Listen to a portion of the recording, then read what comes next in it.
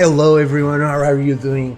Today we have another tournament matchup between Turks and Britons, and let's jump on the highlights of the games.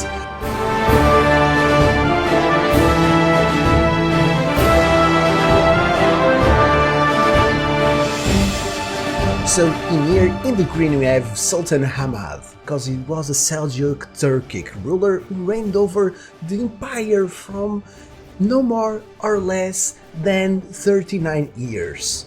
And he fought against the Khavarzmian Empire, or Persians, and the Guderic dynasty, and his campaigns extended as far as India and Transoxiana.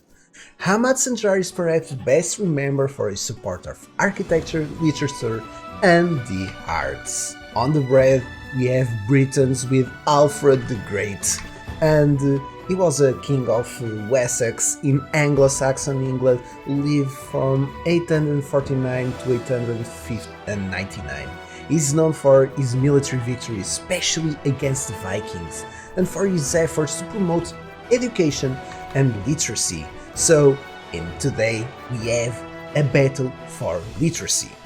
So in here we have a really nice board. We can see that Alfred the Great has a backstone, the barriers are a little bit forward, and the goal is as well on a hill. On the other side, for Sultan Hamad Sanjar, he has a house as well, stone on the back, but the barriers are so well protected, but not his goal. We probably need to see a tower here.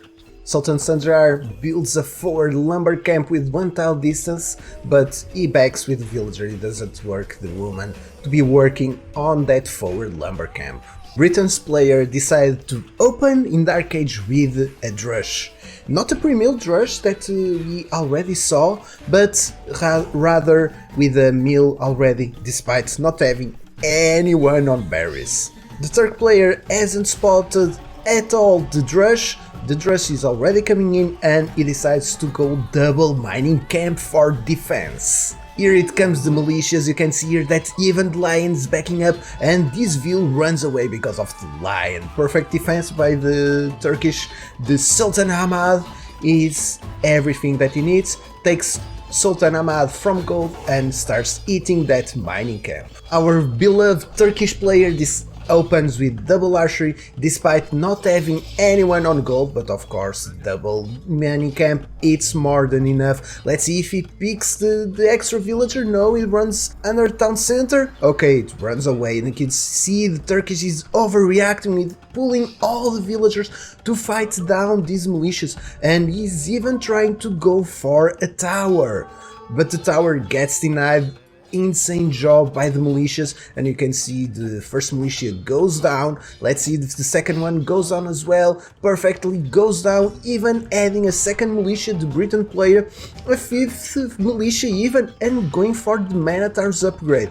But the tower goes up, and we are going to see the double archery with the 2 archers is more than enough to scare off those men-at-arms. Men-at-arms are getting killed now by the archers, but still, insane effort by Alfred to kill down 1 archer. Meanwhile, at home we already have an archery range and a blacksmith, and Britons with faster archery production will get the numbers back up quite fast. Since Alfred is low on numbers comparing to the Sultan Hamad, he goes for a tower on the gold. Excellent position here. You can see here that the Turkish player arrives sooner than Alfred the Great to Castle Age, just because of his insane economy and macro. So he decides to go forward with his 20 archers to see if he counters damage, and although Alfred is using the Britons bonus and has more army. Here comes the first engage. Sultan Hamad sees the number of archers that Alfred has and just runs away. The Feudal Age was really Pacific, no engages. You can see the Echo KD it's 0-0 because no one killed anything from one another. And there is the reaction. Hamad Sanjar is building a siege workshop. Okay, you can see that the Briton player goes back, he starts trying to snipe. Look at these splits from Hamad Sanjar dodging all the arrows from the Briton player. And now Alfred is trying to take an ugly fight under the siege workshop. Both players are booming up really nicely with all upgrades, and Hamad is getting end card. And look at this, in terms of army, Alfred almost doubles the army that Hamad has, and you can see that he is fighting under a siege workshop, but there are no mangonels being produced. And of course, look at this beautiful micro. I will slow down a little bit because this is just beautiful to see. There is no ballistics, so everyone is dodging arrows back and forth. The KD is actually so close, and finally we are seeing the mangonel. And let's slow down because the mangonel is coming out now. Oh, let's see how the Briton player reacts. Oh, what an insane shot. He's even repairing the mangonel. He's going to have another? No, but the number of shots and already another mangonel is coming out. No ballistics for either of them. The mangonel comes out, it comes out on the back, but you can see this mangonel is finishing the job of the previous one. And now the cross moments will clean up everything that Alfred the Great has at the front. So both players go to Imperial almost at the same time. However, the Hamad doesn't have arbalest. He needs to tech switch now. It's what he's doing. Look at this. There is a stable telling that he wants to get to Hussars and probably something else. But poor villager, he doesn't want to continue his life and to tech switch. So as soon as Imperial Age arrives, you see already some Hussars for Hamad, and on the other side we have Bracer and we see double castle, meaning that he wants to have a transition to elite longbowman, and we see that upgrade with chemistry. Those longbowmen will be fearful. Let's see if both players can help and withstand all these tech switches that they are doing. And of course, one thing that Britons AI really like, it seems to be Capram. And if the Turk player was still in the Archer, Crossbowman, Skirmisher play, probably Capram would do more than he thought. Finally, Sultan Ahmad is going for the engage. You can see that finally the +4 is kicking in, and we have 2 mangonels to deal with the Caprams.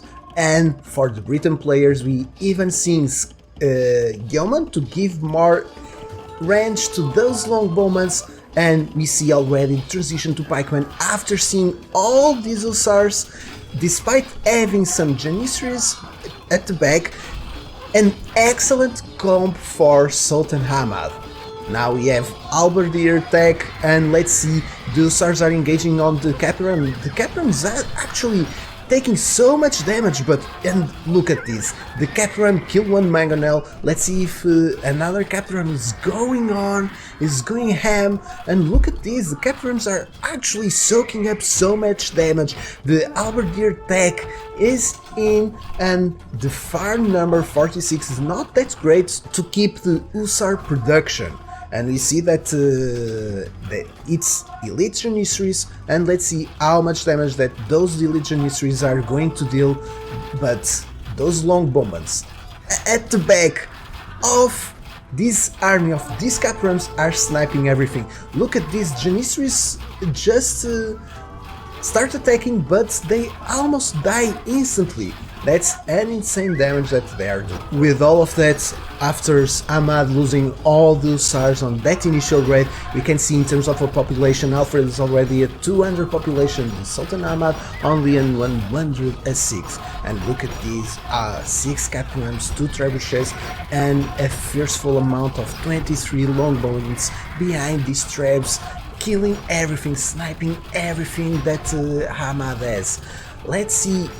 Ahmad is going for masonry, he wants to keep his buildings, he wants to keep protection, and the amount of janissaries is actually right, is 17 janissaries, 18, but look at janissaries closely, they are all attacking the Caprams, they are not engaging on the army.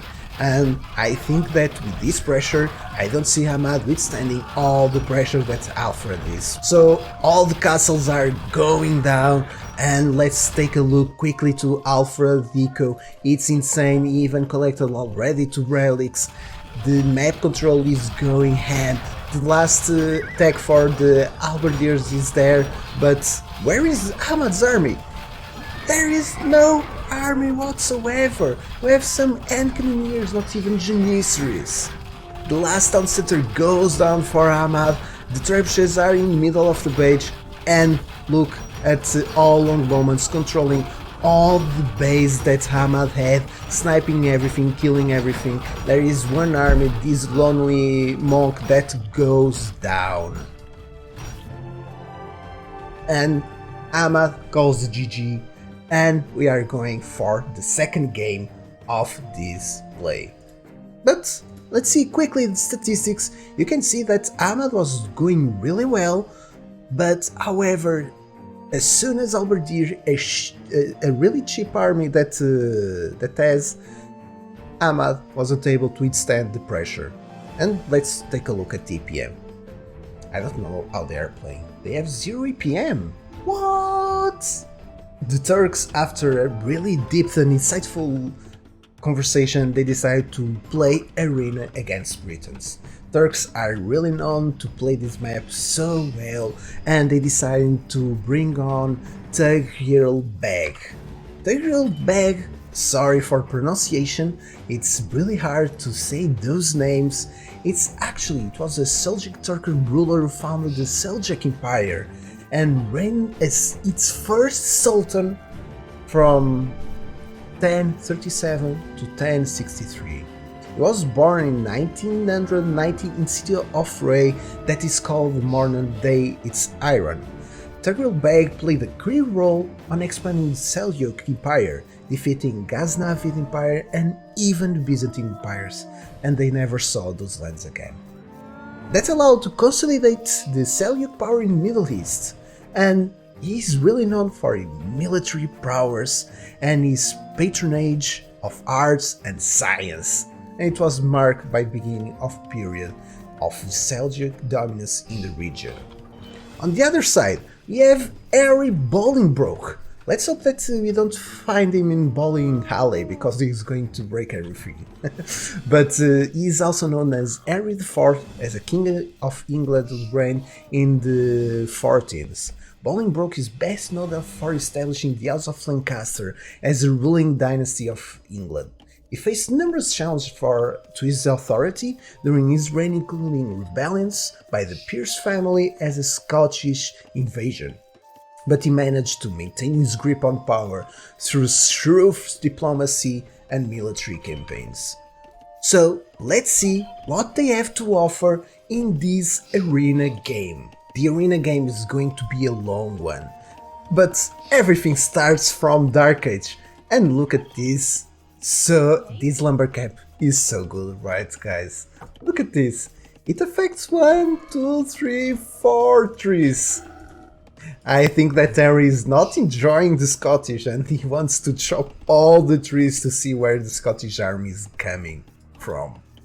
British players going for a fast castle with a Marken and Blacksmith, and on the other side we see the Turkish player only now going to Feudal Age. You know what that means, right? This is a fast imperial play by the AI. In this side, the Henry decided to go with 3 town centers opening, and on the other side we see nothing else than a monastery and a siege workshop. You see the resources are getting in, and Imperial Age will come right after the villager. Beautiful timing. Really important is that Henry was able to find the Tughiel Beg monk just going for the relics. And not a little bit right after you see this scout is the true MVP killing a second monk. Still, as soon as Tughiel Beg finally reaches to Imperial, I was expecting some bombard cannons to come out, but no, what we are seeing is hand cannoneers and some upgrades, bowsaw and other upgrades, wheelbarrow, and even a town center will appear here. And we can see the town center going up. Tughiel Beg is not messing around and decides, no, you kill 2 monks, I will kill yours too. On the other side, the scout finally goes down to these end cannoneers, two villagers coming to build a stable for Henry, and right after you see killing another monk. So Turgrilbeg is on a timer. You look at the villager number is 80 to 40, so it's the double number of army. And you can see here, Harry really wants to get his relics, right? He's trying to kill villagers, he's killing monks, he's killing everything, and he's putting the pressure finally at minute 25. And look at instantly the transition for Henry. He started building skirmishers, he's getting Bodkin, and he's going to defend this pressure in Castle Age. Let's see if and how Henry can withstand the pressure for Turgrilbeg. KD it's 21 to 13. Actually, these engineers are killing really well the skirmishers. However, the economy is kicking in.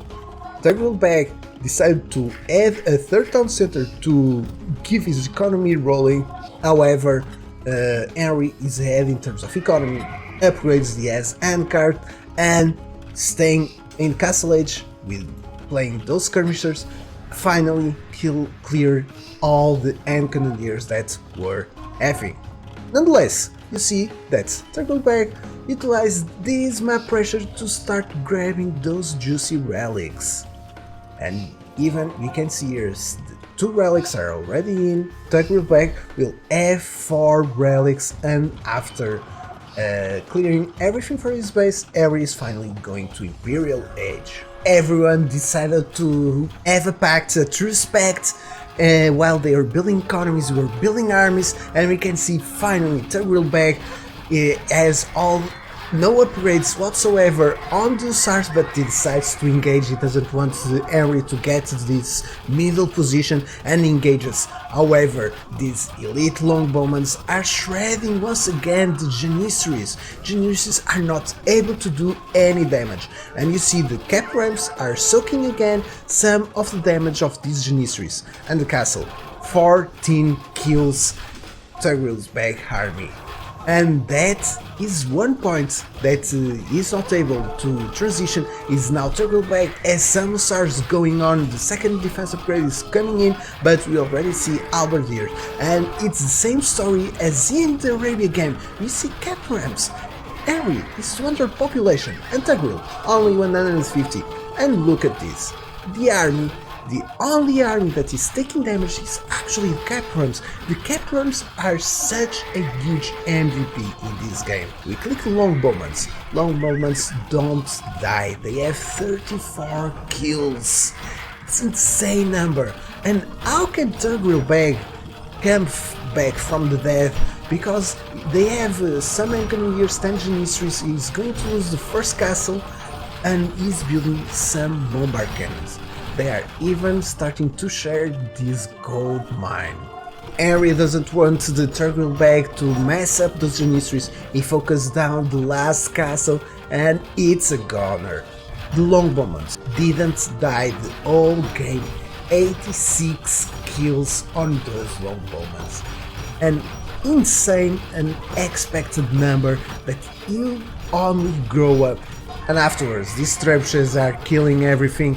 Look at these, the villagers are even trying to fight for freedom. They don't want to surround to the English Empire. They want this freedom as the Turkish Empire. And now longbowmen are once again in middle of Turgrilbeg base. You can see 100 kills on those longbowmen. The trebuchets are killing everything. There are almost no town centers. The cap ramps are destroying everything. Turgrilbeg only has 19 pop, and it calls the GG. Well played. 79 longbowmen defeat the 72 Janissaries. And we can see here, this was the start, that engage that we saw in the middle of the map that really decided the outcome of the game. GG, well played guys. See you next time with the next matchup. Bye bye.